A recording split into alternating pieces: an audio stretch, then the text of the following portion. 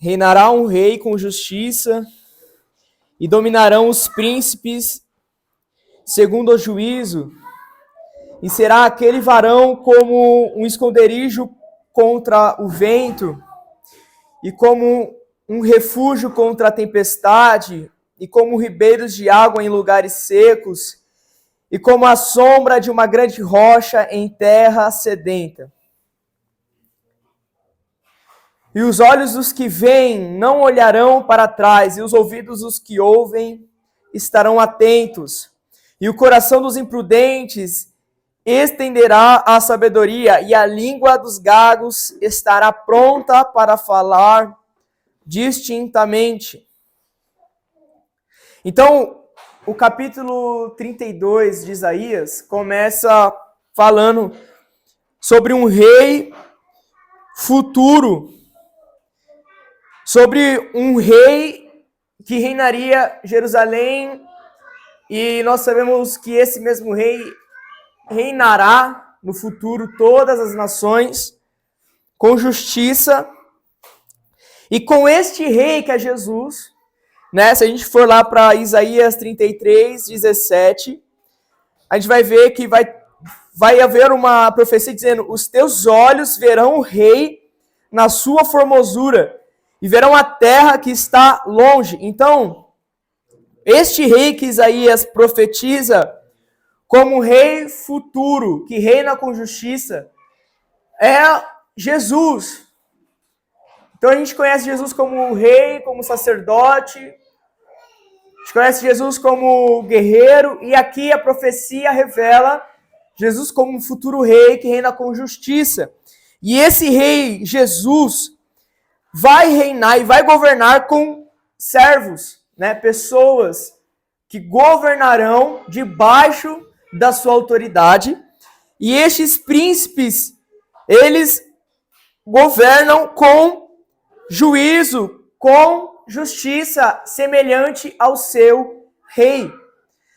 Então, no milênio, quando nós olhamos para o governo de Jesus, nós vemos servos de Jesus governando cidades, pessoas discipulando, ensinando e compartilhando o ensino que flui do trono de Jerusalém. E estes servos, eles atuam e lideram diferente dos líderes atuais de Jerusalém. Líderes corruptos, hipócritas, né, com suas falhas humanas. Né? Após a segunda vinda de Jesus, todos aqueles que creem no seu nome terão corpos glorificados. Então, no milênio, todo aquele que crê em Cristo já estará no estado de salvação. Todo aquele que for servo do Senhor Jesus e cria e servia e seguia Jesus antes da sua vinda, já estará experimentando um corpo totalmente novo e um corpo glorificado. E este corpo glorificado servirá Jesus em posições de governo com perfeição. Então não existirá espaço para a natureza pecadora do passado, do corpo passado. Existirá agora uma nova realidade de Jesus no trono e os seus servos glorificados reinando, governando e liderando agora semelhante ao seu rei Jesus, né? Então a palavra de Deus diz que nós seremos, né, quem devemos ser quando vermos Jesus, quando olharmos para Cristo vindo nas alturas, rasgando os céus, num cavalo branco, as nuvens trazendo Jesus. Quando nós olhamos para a revelação de Jesus nos ares, nós nos tornaremos como Ele e quem realmente nós somos, nele. Então, os príncipes de Jerusalém e aqueles que servirão Jesus em todo o globo terrestre, eles serão semelhantes ao seu rei. E estes líderes, no versículo 2, qual é o resultado da liderança destes líderes para o povo? Eles serão, e principalmente Jesus, este rei será um esconderijo contra o vento e um refúgio contra a tempestade. E como ribeiros de águas em lugares secos, e como a sombra de uma grande rocha em terra sedenta. Então estes líderes e o rei Jesus governando a terra será um lugar seguro, será um lugar de proteção, de provisão para o povo. Então, as consequências de uma liderança pecadora e humana a gente já conhece. Mas a palavra de Deus revela que uma liderança perfeita que flui de Jesus será como um refúgio contra a tempestade. Será como um ribeiro de água, fontes de água, rios de água em lugares secos. E num lugar sedento, onde o sol atua fortemente, será como uma sombra de uma grande rocha. E quais são os resultados no povo? Né? Como que um povo que é governado por Jesus se parece? Né? Um povo governado por Jesus, no versículo 3 e 4, é um povo com clareza espiritual. Então, o resultado de Jesus no trono e os seus servos liderando juntamente com Jesus resulta em clareza espiritual. Né? Os olhos dos que veem não olharão para trás, e os ouvidos dos que ouvem estarão atentos, e o coração dos imprudentes e o coração dos imprudentes entenderá a sabedoria, e a língua dos gagos estará pronta para falar distintamente. O povo que recebe a influência do governo de Jesus, no versículo 5, não tem mais o louco como um sábio ou como um nobre. Né? Hoje em dia, né, uma pessoa imprudente, louca, pecadora, injusta, hipócrita nos engana. Né? A gente elege ela. A gente coloca essa pessoa em patamares altos, a gente coloca essa pessoa em níveis superiores, mas essa pessoa, por trás de toda a imagem que ela passa, é alguém imprudente, é alguém louco, é alguém mentiroso. Mas, quando Jesus assume o trono e os seus líderes governam, seus servos governam, o povo nunca mais chamará o louco de nobre, por causa da clareza espiritual, por causa dos olhos abertos, por causa dos ouvidos atentos. O avarento nunca mais será chamado de generoso. Então hoje, por causa do pecado, a gente vai olhar para líderes e vai falar, esse homem, ele... É difícil dar exemplos, né? Porque é muito polarizado as intrigas políticas. Mas assim, a gente considera homens mortais, bons homens, que na verdade são péssimos homens. Só que a gente ainda é enganado, a gente ainda acredita, a gente ainda olha para a performance dessas pessoas e esquece dos seus erros passados. Mas o resultado da lei do Senhor fluindo do trono, de Jesus discipulando as nações, de Jesus declarando leis e de um governo totalmente justo, santo e perfeito, são pessoas olhando para o louco e falando assim, você não é nobre. E olhando para o avarento falando assim, você não é generoso. É a clareza espiritual do povo em prática e, né, bem afiada por causa da influência do Santo Filho de Deus governando as nações. E versículo 9 em diante, né, essa primeira parte que a gente acabou de falar, não sei se você percebeu, mas a gente falou do governo futuro de Jesus e das consequências desse governo. As consequências no povo desse governo.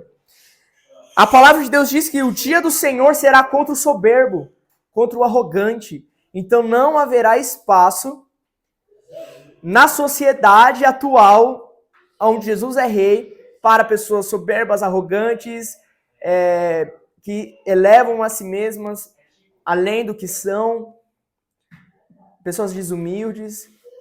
Quanto mais no governo, na liderança, essas pessoas não terão mais chance para enganar o povo, porque o povo agora vai conhecer de fato o que é justo, o que é santo, o que é reto, o que é verdadeiro em Jesus. Do versículo 9 em diante, Isaías vai profetizar, vai trazer uma mensagem para as mulheres, só que claramente essa mensagem não é só para as mulheres, essa mensagem é para todo o povo que a escuta. E olha só, levantai-vos, mulheres, que estáis em repouso, e ouvi a minha voz. E vós, filhas que estáis tão seguras, inclinai os ouvidos às minhas palavras. Porque daqui a 1 ano e dias vireis a ser turbadas, ó mulheres que estáis tão seguras, porque a vítima se acabará e a colheita não virá.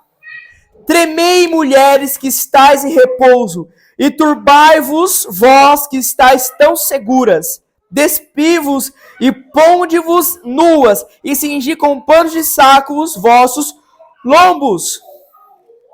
Qual é esse chamado de Isaías para essas mulheres? Olha, mulheres, vocês estão em repouso.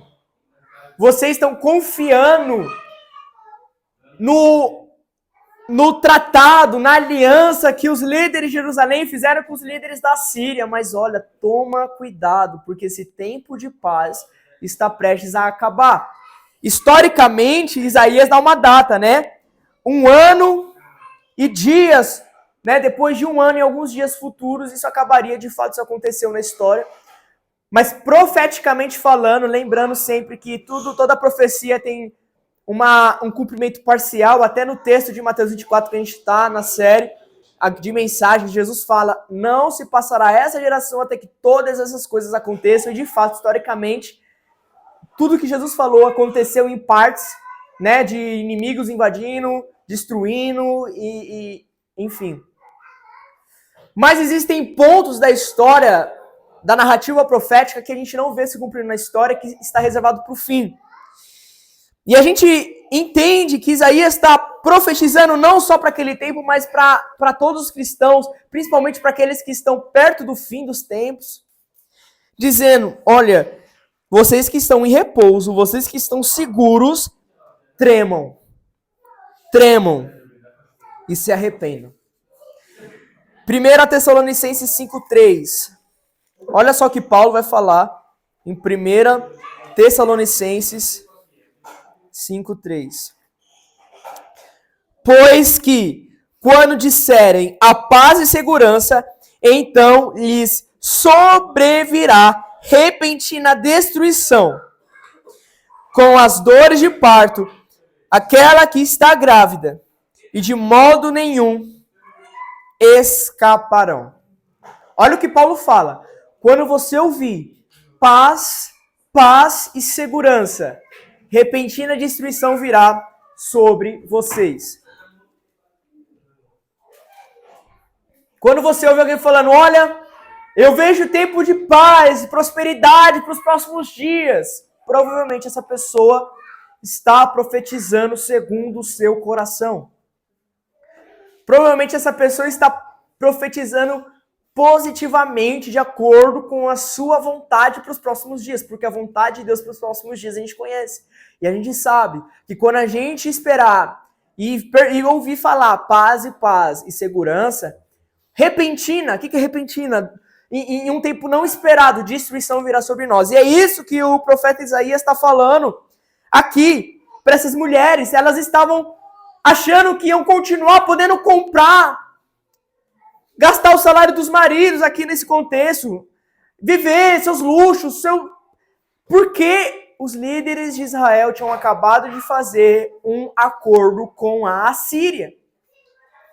Mas Deus chama a atenção e lembra aquele povo a não se sustentar sobre acordos humanos, né? Você lembra, a gente tem repetido isso bastante. A palavra de Deus, ela não é nova em sentidos de outros destinos. O destino da história é o mesmo. Então a gente sempre ouve coisas parecidas porque o plano de Deus é o mesmo. E ele é repetido ao longo da história. Olha só o que está em...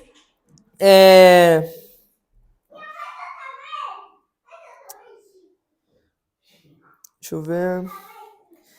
capítulo 31. Ai dos que descem ao Egito, a buscar socorro e se estribam em cavalos. Tem confiança em carros, porque são muitos, e nos cavalheiros, porque são poderosíssimos, e não atentam para o Senhor de Israel, e não buscam o Senhor. Esse é um cenário futuro de Israel, porque Israel de verdade, é muito bem equipado militarmente, então é muito fácil que ele se estribe e se apoie na sua força militar. E, futuramente, a gente sabe que a revelação do anticristo acontece quando eles abaixam a guarda militar por causa de um acordo de paz. Então, este é o cenário futuro, não só de Israel. Porque o que Deus faz com Israel é um cenário global. Todas as nações passam pela mesma coisa. Então, as nações, elas vão e elas já fazem isso, né? A gente já faz isso. A gente já fala, nossa, graças a Deus o meu presidente fez aliança com fulano de tal. E quando ele faz com o Beltrano, a gente fala, vixe, agora não tá tão mais seguro assim. Então a gente ainda estabelece a nossa segurança de acordo com acordos políticos e acordos humanos. Mas Deus chama a gente para esperar nele e prestar atenção nele e buscar ele. Será que como cristãos a gente consegue chegar a esse nível de maturidade em não se apoiar nos noticiários, mas se apoiar no Senhor? Esperar no Senhor e confiar no Senhor. Esse é o convite para essas mulheres, tremam e se arrependam. Porque o tempo que vocês estão achando que vai ser um tempo de paz, vai acabar muito rápido. Outro texto que nos aponta para esse lugar, Mateus 24, 38 e 39. Que os dias do fim vão ser como os dias de Noé. Nos dias de Noé e nos dias de Ló. Nos dias de Noé e nos dias de Ló, eles compravam, vendiam, faziam negócios, casavam, davam-se casamento e não se atentavam para o tempo que estava para vir sobre Sodoma, que era a repentina destruição. Eles viviam nos seus devaneios, viviam nas suas imoralidades, nos seus pecados e mal esperavam que aquela cidade viria ao pó. Dias de Noé, eles viviam suas vidas comuns, achando que não poderia ser verdade uma grande enchente destruindo todas as coisas. E esse é o cenário do fim dos tempos, tá? O cenário do fim dos tempos são as pessoas... Paulo, acho que fala para Timóteo, eu não tenho certeza, mas eu acho que Paulo fala para Timóteo que nos últimos dias as pessoas buscariam líderes para si mesmo. Nos últimos dias, cara, as pessoas vão buscar mensagens confortáveis, mensagens positivas e mensagens que agradem, né? As pessoas não vão querer ouvir a mensagem profética do fim dos tempos.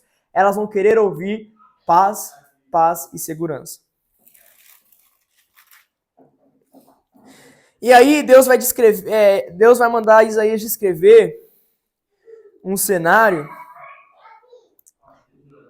E ele vai falar, olha, a partir do versículo 14, né, se você ler o 12, o 13, vai mostrar um cenário, né, de uma cidade alegre, perdendo a sua alegria, né, espinhos nascendo no meio dessa cidade. No versículo 14 vai falar assim, porque o palácio será abandonado, o ruído da cidade cessará, o fel e as torres da guarda servirão de cavernas eternamente, para a alegria dos jumentos montaneses e para pastos dos gados. Então qual que é a palavra profética? Você quer estar preparado profeticamente para pregar e anunciar a mensagem do Senhor nos últimos dias, você tem que estar pronto para falar assim, olha, qualquer tempo de paz e de segurança que você possa vir provar ou ouvir sobre ele, se ele vier a acontecer mesmo, ele vai acabar rápido, com repentina destruição, um tempo de grande calamidade, de aflição, como nunca se viu antes, que se chama grande tribulação. Mas, na narrativa profética, este tempo tem um fim. Este tempo, ele vai acontecer num período da história marcado ali, estabelecido. Ele não acontece deliberadamente, freestyle, tipo, não sei quando vai acabar. A gente sabe que este tempo tem um começo e um fim. Qual que é o fim dele? O começo dele qual que é? O começo deste tempo de aflição, como a terra nunca viu antes e nunca verá depois, é a manifestação do anticristo no templo, interrompendo os sacrifícios diários e profanando o templo. Aí sim é o início definitivo da aflição. E qual que é o fim? Até que se derrame sobre nós o Espírito lá do alto. Então o deserto se tornará em campo fértil, e o campo fértil será reputado por um bosque. Então o fim da grande tribulação, ela acontece com o céu se abrindo e o Filho do Homem descendo e governando a terra, né, destruindo seus inimigos, levando eles ao pó. A palavra de Deus fala que os servos de Deus andarão sobre seus inimigos, porque eles serão como pó. E Salmos vai falar que Jesus vai esmagar o crânio cabeludo dos seus inimigos. Então Jesus, ele vem e ele destrói seus inimigos. Ele põe fim a esse tempo de grande tribulação, até porque esse tempo de grande tribulação está sobre a sua liderança. Se você for em Apocalipse ler sobre o anticristo, a Bíblia vai falar que foi dada ao anticristo autoridade ou poder para... foi dado poder sobre os santos. Então Deus dá poder para o anticristo ser sobre os santos, perseguir os santos, matar os santos. O próprio Deus governa a grande tribulação, até porque a grande tribulação não é liderada pelo anticristo. A grande tribulação não é liderada pelo inimigo. A grande tribulação ela é liderada por aquele que é digno de desatar os selos, por aquele que manda tocar as trombetas e por aquele que manda derramar as taças. Então ele estabelece o fim enviando o seu filho. O céu se abrindo e Jesus descendo. Então, até que se derrame sobre nós o Espírito lá do alto. E aqui, né, não está falando especificamente sobre o grande último avivamento, porque o grande último avivamento capacita a igreja para viver a grande tribulação. Só que ainda são 3 anos e meio de grande aflição. São 3 anos e meio de grandes dificuldades. Jesus, sendo Deus, 100% homem, 100% Deus, não usou nenhum de seus poderes para fugir das dores. Eu tive que explicar isso pro Noah. Ele tá fissurado com um super-herói lá. Ele quer ser esse super-herói a todo custo. É o Garoto Formiga.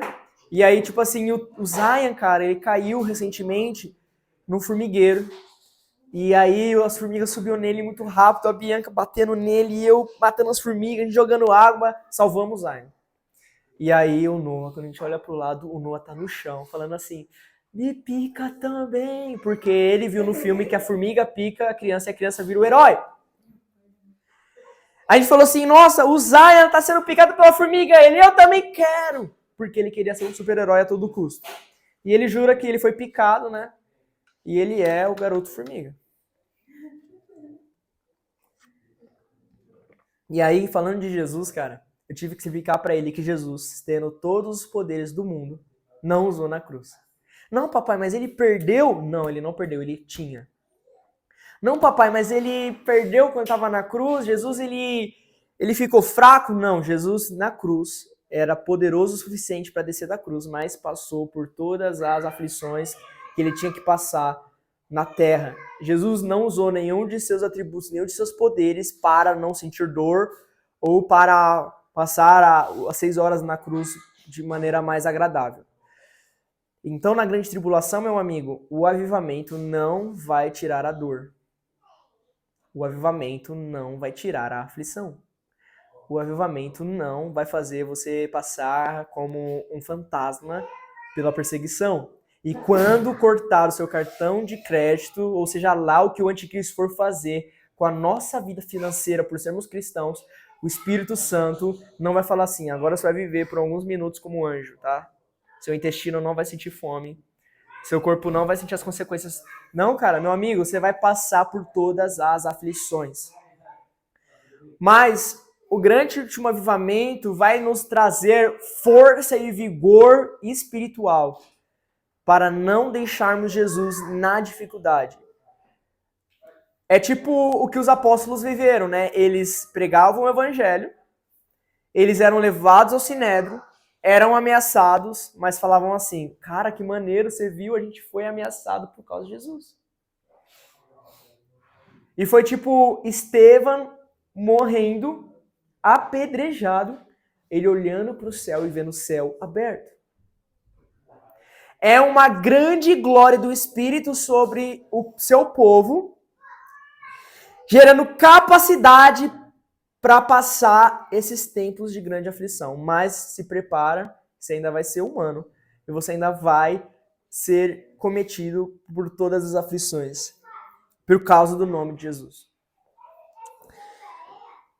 Então, esse tempo aqui fala, né, desde o derramar do Espírito, mas até a vinda de Jesus, porque é só na vinda de Jesus, meu amigo, que o deserto se torna em campo fértil. É só quando Jesus desce e coloca o seu pé na terra e caminha até Jerusalém e toma o governo do globo terrestre, que a sua presença começa a afetar a vegetação. É tipo, é como se o Espírito de Deus descesse antes da grande tribulação e a presença de Deus estivesse sobre a terra, afetando o seu povo. E quando Cristo desce e assume o trono, a presença de Deus que nunca foi retirada, ela começa a afetar a vegetação, começa a afetar os seres humanos, começa a trazer resultados e frutos visíveis. E aí o campo fértil era no passado um deserto. E o juízo, no versículo 16, habitará até no deserto. Então até um lugar de escassez, até num lugar que não tem nada, a justiça de Deus estará lá. O juízo de Deus estará lá. Versículo 17 vai falar que o efeito da justiça será a paz. A gente já sabe, né? Que Isaías profetizou um tempo onde de verdade a gente vai pegar fuzil e vai derreter o fuzil para fazer enxada. Porque não vai ter mais finalidade um fuzil. E vai ter falta de enxada. Porque não vai ter mais guerra, mas vai ter terra para arar. Não vai ter mais conflito, mas vai ter uma terra inteira para ser restaurada, agora no governo de Cristo. Você entende? Então o efeito da justiça deste governo será a paz. E a operação de justiça, repouso e segurança para sempre. Para sempre. Depois que Jesus assume o trono, nada do que ele faz é temporário. No milênio, tudo que começa no milênio não é temporário. Tudo que começa no milênio já começa para sempre. Ah, Mateus, mas no fim do milênio, né? Satanás vai ser solto e aí vai ter uma... mas já é frustrada essa batalha. Para ele, né? E para o povo de Deus já é ganha, já é vitoriosa. Então, as coisas que Jesus começa a fazer já é um grande apontamento para a vida que a gente vai ter para sempre. E depois do milênio, Deus, a grande Jerusalém termina de descer para a terra, a presença de Deus está na terra, não precisa mais de sol e tudo aquilo que a gente lê em Apocalipse. E a gente continua desfrutando de Deus governando o mundo. Você está entendendo? O povo habitará em morada de paz, e em moradas bem seguras, e em lugares quietos de descanso.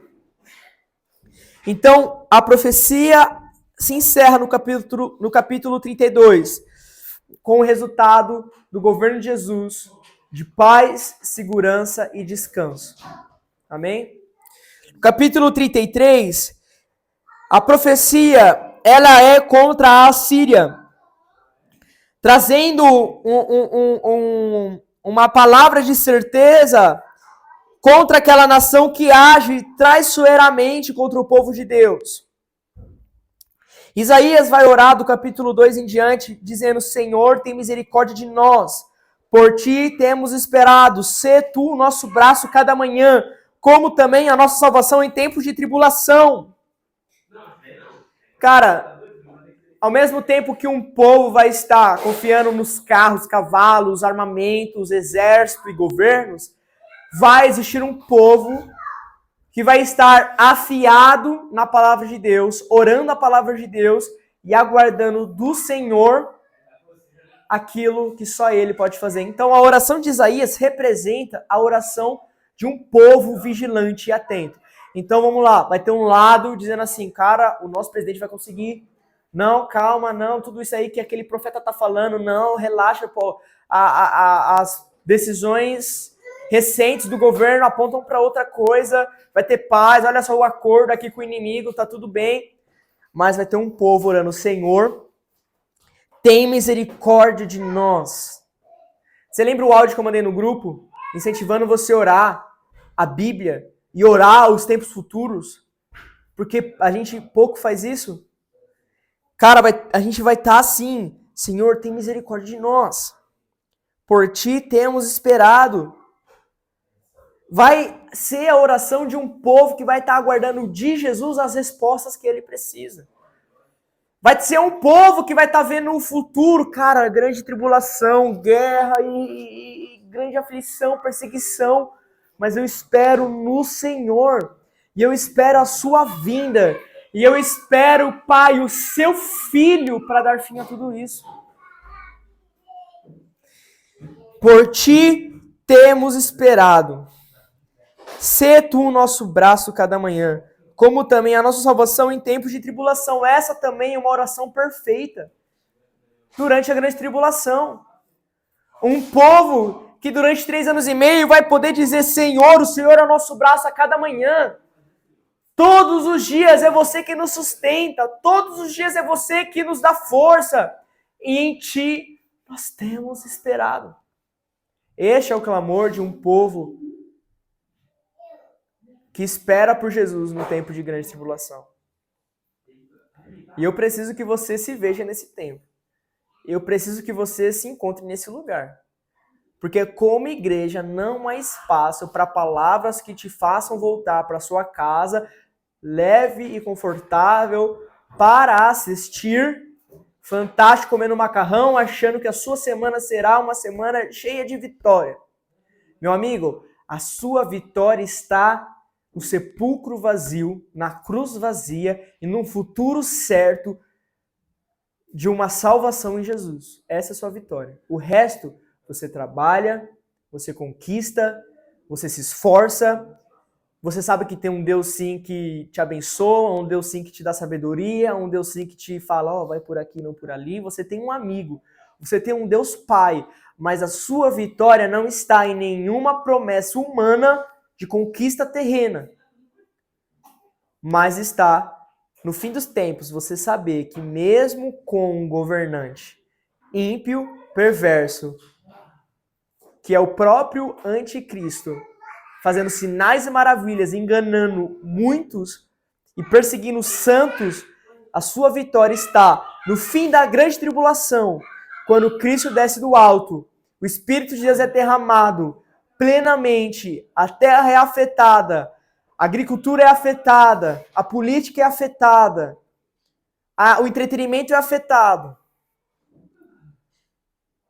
Sabe, no avivamento, pornografia diminui, mas no governo de Jesus a indústria pornográfica fale. Ela é destruída. Filmes, músicas.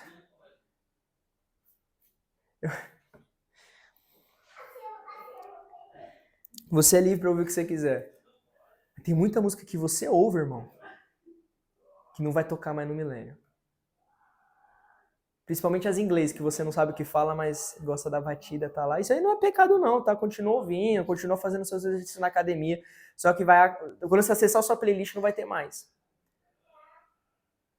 Porque Deus não é religioso, mas Ele é santo. E no governo de Cristo, tudo é afetado pela sua santidade. Tudo. Entretenimento, formas de governo, formas de entretenimento.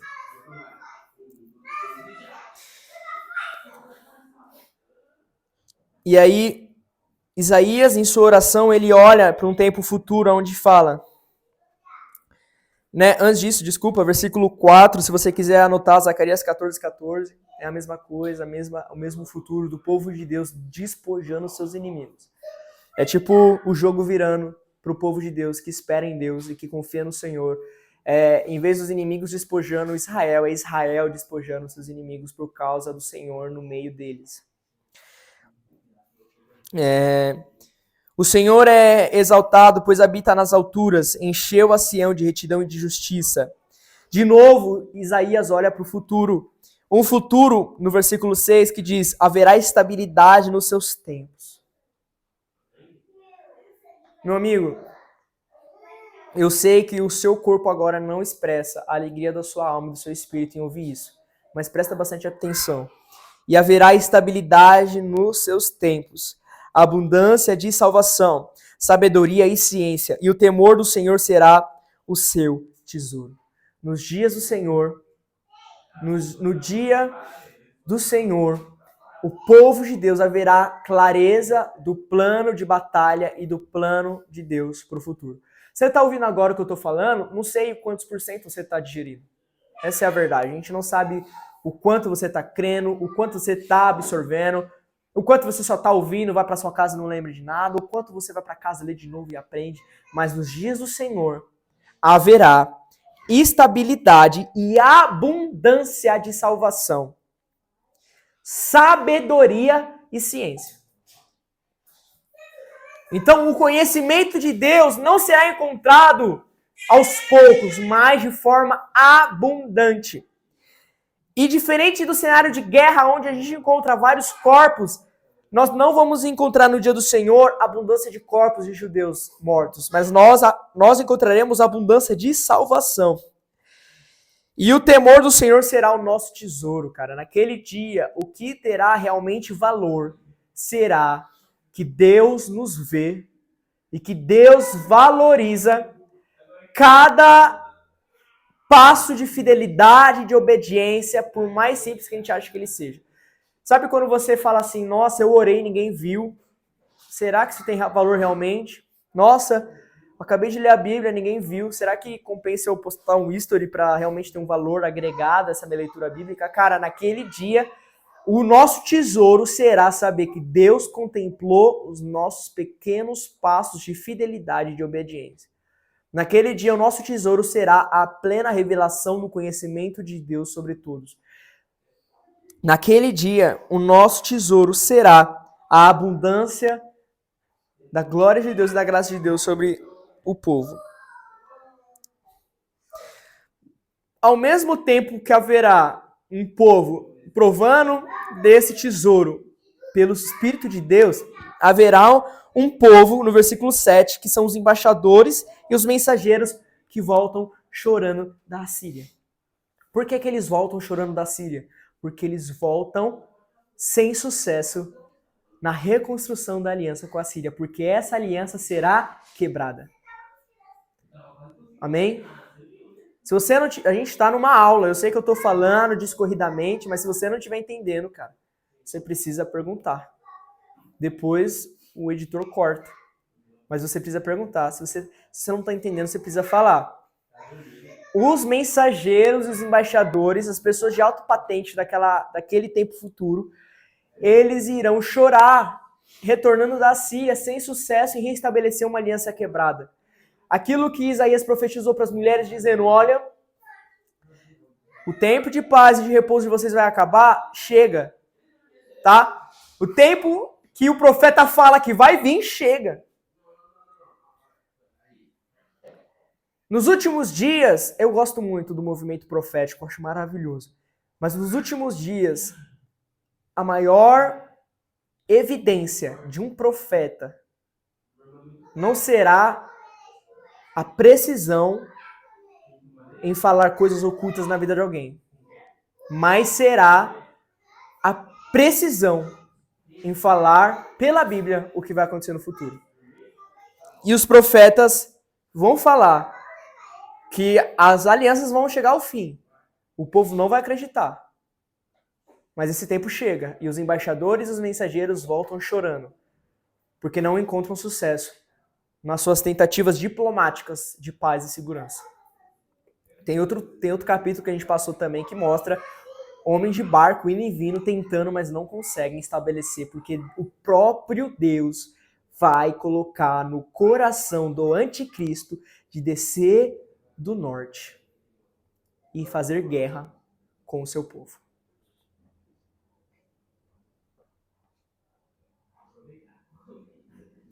E aí há uma consequência, né? As estradas vão ser desoladas,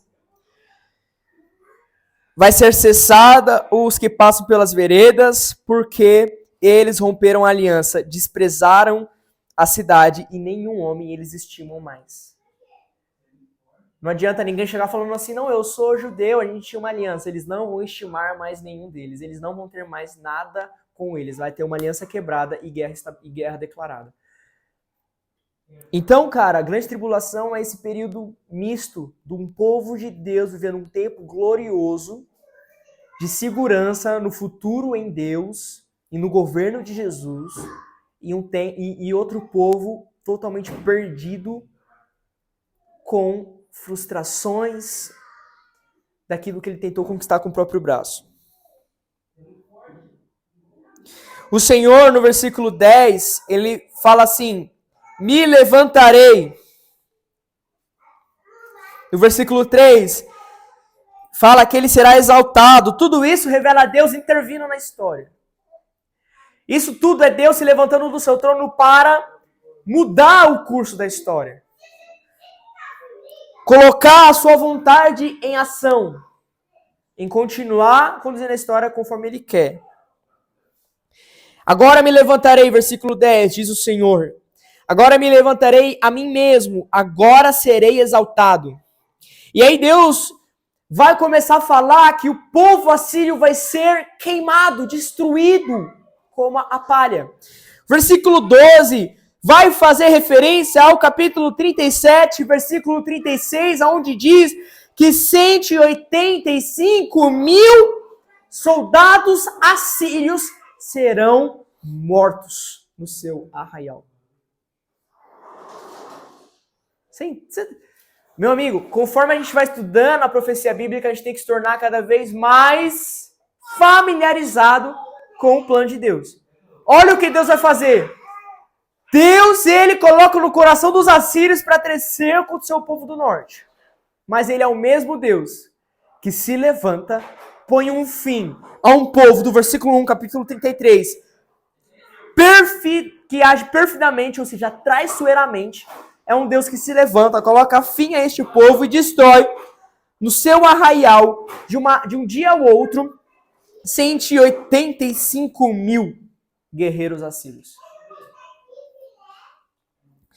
E todos saberão o que Deus está fazendo. O versículo 3 vai falar que aqueles que estão de longe vão ouvir o que o Senhor tem feito.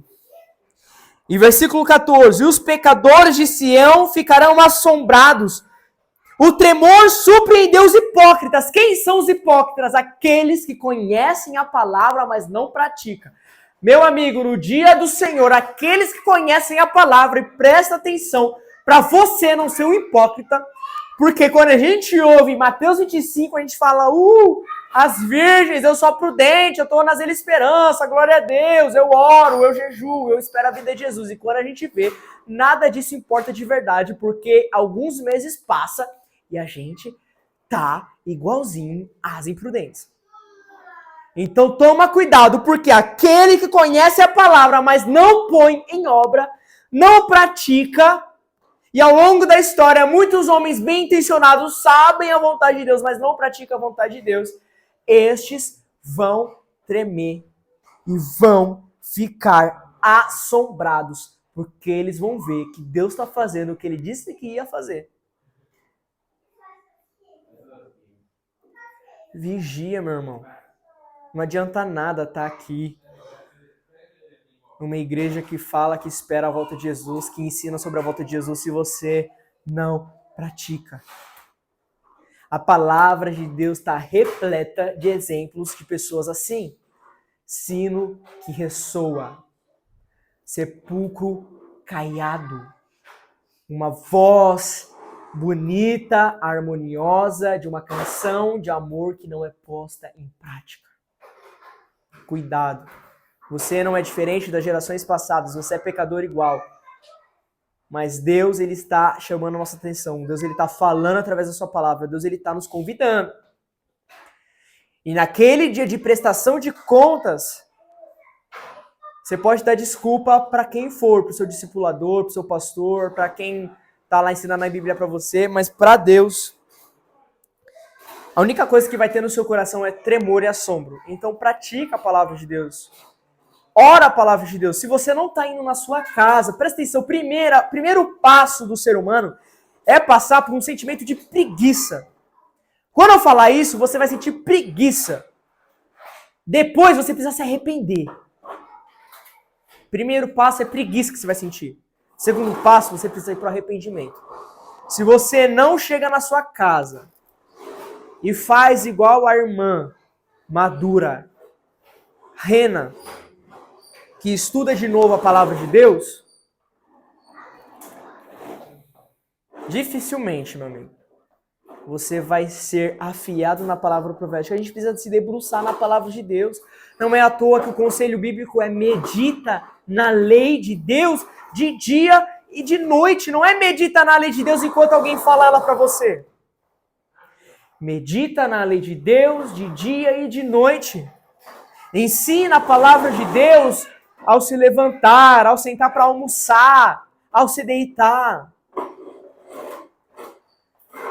A sua responsabilidade é amar as Escrituras, se debruçar nas Escrituras, ler as Escrituras, cara. Deus ele tem derramado esses dias um amor pela palavra no meu coração. E eu oro para que você viva Neemias 8, 9 e 10.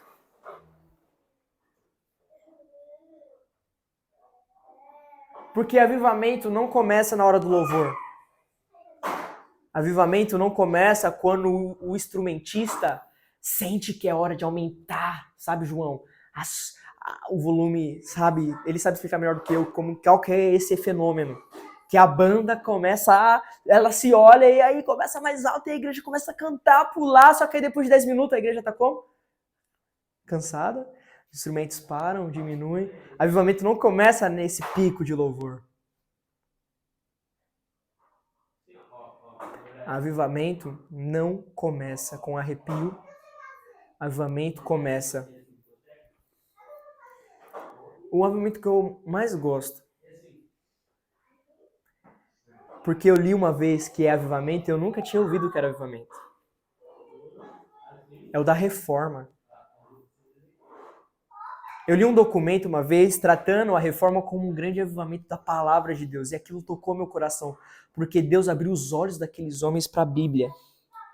E aqueles homens começaram a ver que a Bíblia era a verdade de Deus. E a verdade de Deus precisa mudar o nosso coração. A maneira como a gente vive. Tudo começa na palavra de Deus sendo revelada a nós. Então toma cuidado para você não ser essa pessoa que vai tremer e se surpreender. Não seja surpreendido. Paulo vai falar que a gente não vai ser pego de surpresa. Mesmo o dia do Senhor sendo como o de um ladrão.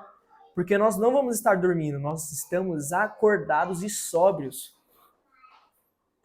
Acordados e sóbrios. Você vai ter mais alguns conselhos sobre isso mais para frente em Mateus 24.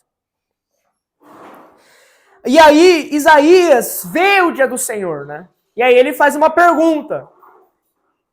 Quem dentre nós habitará com fogo consumidor? Quem? Agora eu vou perguntar aqui, quem entre nós vai conseguir viver no mesmo dia em que o fogo do Senhor estará presente? Quem de nós vai resistir ao fogo da presença de Deus? É o que Isaías questiona. Quem vai habitar com as labaredas eternas? Hoje também, por coincidência, eu cheguei a abrir a Bíblia do Noah, que é aquela Bíblia em ação, aí eu mostrei Moisés na frente da sarça ardente, mostrei Isaías comendo, é porque o desenho lá mostra ele comendo, mas o anjo tocando os lábios de Isaías com fogo, né, e os serafins ali, eu falei, tá vendo? Os anjos pegando fogo, e aqui a sarça pegando fogo, porque Deus é um fogo, aí não sei se ele entendeu, mas eu vou continuar ensinando. Gente, quem vai habitar com esse fogo? Aí, Isaías responde. A Bíblia sempre vai responder o que ela pergunta. Só não entende quem não lê. A Bíblia sempre vai responder. Olha só. O que anda em justiça, o que fala com retidão, o que arremessa para longe de si o ganho de opressões, o que sacode das suas mãos todo o presente, que tapa os ouvidos para não ouvir falar de sangue e fecha os olhos para não ver o mal. Este habitará nas alturas. As fortalezas das rochas serão o seu alto refúgio. O seu pão lhe será dado e as suas águas serão certas. Quem são estes, meus amigos? São todos aqueles que pegam Mateus 5, 6 e 7 e põem em prática.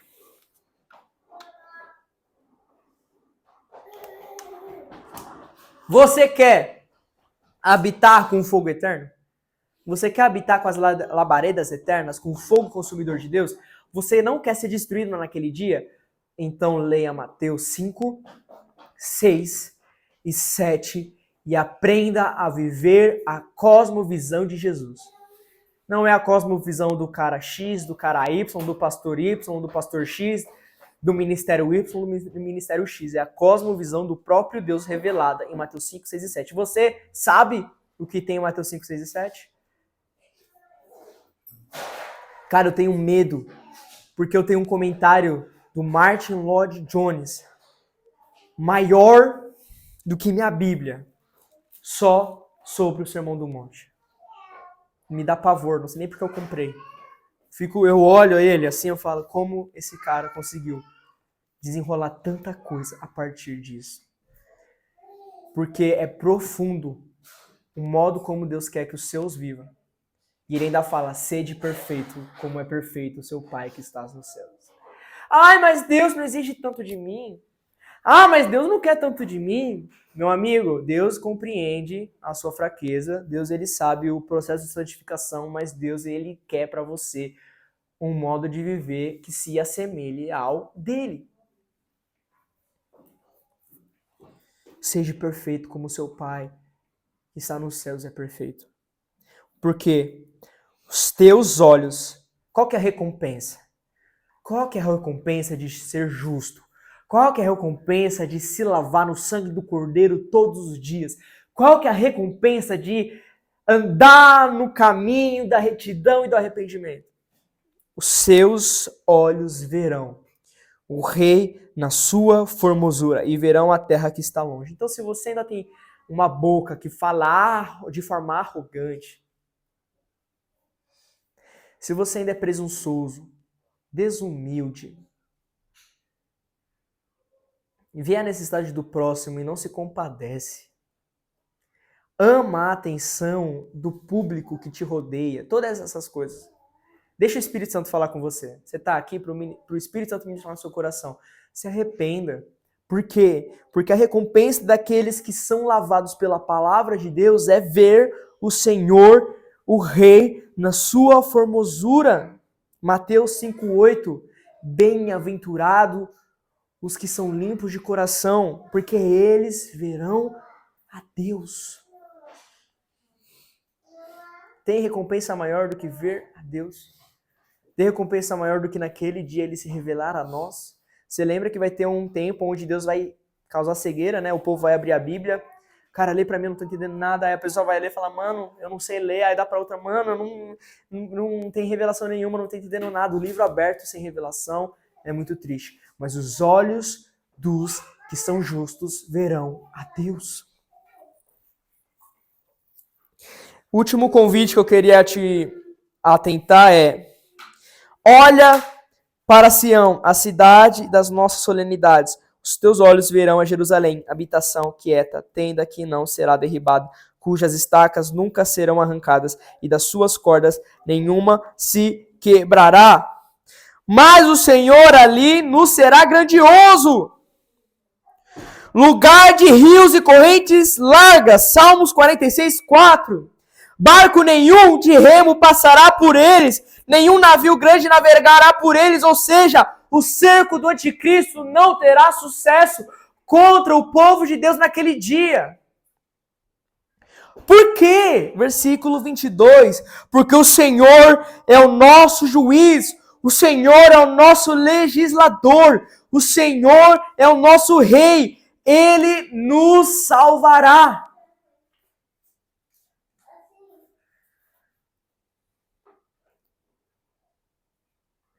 Como que serão os navios assírios naquele dia? As suas cordas estarão frouxas, não puderam ter firme os seus mastros, e vela não estenderam. Então a presa de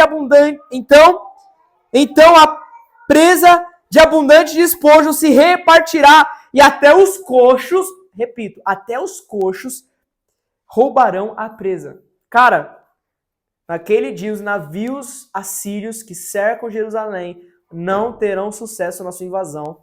Os mastros estarão frouxos, eles estarão totalmente vulneráveis. E o morador de Jerusalém não dirá mais que está enfermo. Não haverá mais dor, não haverá mais enfermidade, porque o Senhor estará ali, estabelecendo uma nova era, um novo tempo. Você está agora na era presente, mas nós estamos falando da era vindoura, que é marcada por Jesus estabelecendo o seu governo. O povo que habita nela será absolvido da sua iniquidade. Esse é o milênio.